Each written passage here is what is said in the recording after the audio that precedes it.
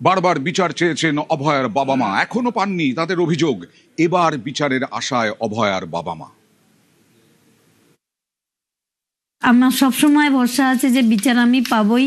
আমি মাননীয় সরকারের কাছেও অনুরোধ করি যে এরকম এই যে ঘটনাটা ঘটেছে বারুইপুরে, যেরকম তাকে অপরাধীকে শাস্তি দেওয়া হয়েছে, আমার মেয়ের ক্ষেত্রেও যেন দ্রুততার সঙ্গে এদের ধরা হয় এবং শাস্তি দেওয়া হয়। প্রত্যেক ক্ষেত্রে বলা হচ্ছে তথ্য প্রমাণ নষ্ট হয়েছে এবং প্রাক্তন মুখ্যমন্ত্রী, তার স্বাস্থ্যমন্ত্রীও তিনি ছিলেন, পুলিশ মন্ত্রীও তিনি ছিলেন, তার পুলিশকে দিয়ে সমস্ত তথ্য প্রমাণ নষ্ট করেছেন। কিন্তু সিবিআই কখনো বলছে না যে আমি তথ্য প্রমাণ নষ্ট হয়ে গেছে বলে তদন্ত করতে পারছি না।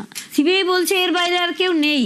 এই যে তথ্যটা সাজানো তথ্য, যেমন মা বাবা হিসাবে আমরাও বিশ্বাস করি না যে একা আমার মেয়েকে এসে খুন করেছে, তেমনি সারা বিশ্বের মানুষও বিশ্বাস করে না যে একা সঞ্জয় রায় এসে খুন করেছে আমার মেয়েকে। পুলিশ নিজের আত্মরক্ষার্থে পুলিশ সার্ভিস রিভলভারতে গুলি করেছে, এখানে পুলিশের কোনো দোষ নেই। আমরা চাই যারা এই ঘটনায় দোষী তাদের দৃষ্টান্তমূলক শাস্তি। এনকাউন্টার একদম এনকাউন্টার। বিনীত গোয়েল, রাজীব কুমার, যারা আমাদের কাছে আয়ও ছিল, আনন্দময় চ্যাটার্জি, এরা প্রত্যেকে দোষী ছিল। আমি চাইবো বর্তমান সরকারের কাছে যারা ইনভেস্টিগেশনে যাদের যুক্ত ছিল তাদেরকেও বিচারের আওতার মধ্যে আনা হোক এবং দ্রুত কামদুনি ফাইল খোলা হোক।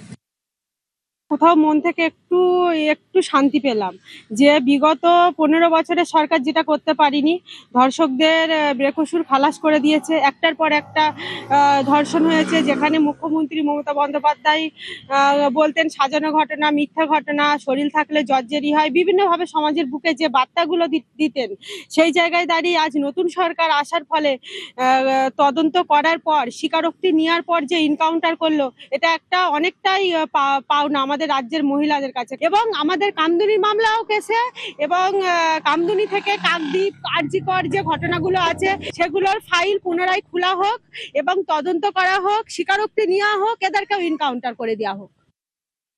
বারুইপুরে গুলি করে মারা হয়েছে, যে এরকম ঘটনা ঘটিয়েছে একজন, এরকম সেটা প্রশাসন বুঝবে, সেটা প্রশাসন কি ব্যবস্থা নেবে সেটা তো বুঝতে পারছেন। যে এরকম শাস্তি চান হওয়ার তো দরকার, না হলে তো আমার যে বাড়িতে বাচ্চা মানুষ হচ্ছে, আপনার বাড়িতে বাচ্চা মানুষ হয়েছে, এগুলো তো ভয় পাবে। তো তাহলে কি এরকম মৃত্যু চাইছেন?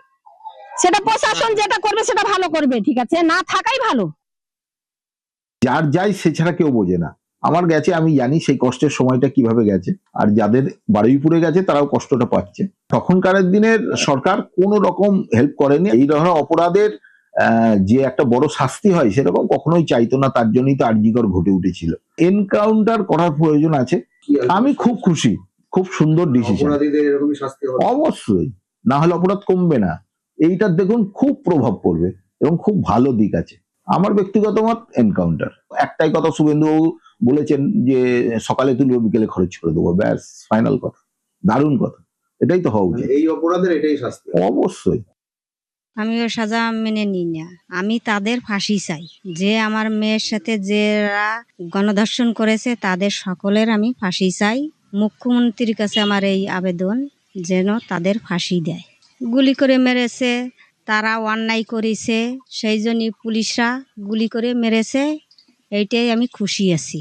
ওইরকম যারা গণধর্ষণ করে মেরে তাদের গুলি করে মারে ফেললে আমি খুশি হই। যেরকম আসার আগে সরকারে বলছিলেন দিনে ধরবো রাত্রি কাম তমাম, সেরকমই আজ করে দিলেন। সেই জন্য আমিও আশাবাদী হয়েছি, এখন আমার মেয়েও ন্যায় পাবে। মোহাম্মদ আব্বাস আজ পর্যন্ত জেলের ভাত খায়া সুস্থভাবে জেলে থাকতে পাবে না। শুধু 20 সাল সাজাতে হবে। শুভেন্দ্র স্যার, আপনি আমাকে একটু সময় দেন, আমি আপনার কাছে দেখা করতে চাই, আমি আমার কেস আপনার সাথে ডিসকাস করতে চাই। মোহাম্মদ আব্বাস, ওকে ফাঁসি লাগবে, ওর ছাড়া কিছু লাগবে না স্যার। ফাঁসি ফাঁসি ফাঁসি স্যার, নাইলে কোনো অপরাধীর মনে ভয় থাকবে না। ওরের মেয়েকে মারবে আর নিষ্পিকের ভাবে ওরা ঘোরাচলা করবে। এই সরকারকে ধন্যবাদ যে ছোট্ট মেয়েটাকে যে মেরেছে সেই ক্রিমিনালকে অন্তত এই দুনিয়া থেকে সরিয়ে দিয়েছে, সেটাও আবার 7 দিনের মধ্যে। আরও ওর সঙ্গে যারা অভিযুক্ত আছেন তাদেরকেও এনকাউন্টার কি ফাঁসি দিতেই হবে সরকারের কাছে, এটাই দাবি আমার। তামান্না চলে গেছে, যদি বিজেপি সরকার তখন থাকতো তাহলে ওই ক্রিমিনালগুলো আজ পর্যন্ত এই দুনিয়ায় থাকতো না, ক্রিমিনালগুলোদের শাস্তি হয়ে যেত।